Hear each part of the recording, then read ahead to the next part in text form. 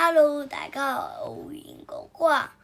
今日我會喺呢本《自治小宇宙》呢本書入邊抽一個題目分享俾大家聽。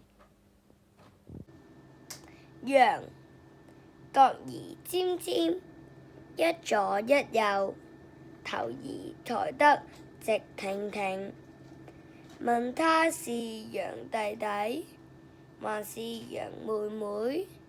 他說妹。問他有沒有偷吃東西？他說沒。問他有沒有欺負別人？他說沒。真是一隻乖乖羊。你哋係咪明白啦？下次見，拜拜。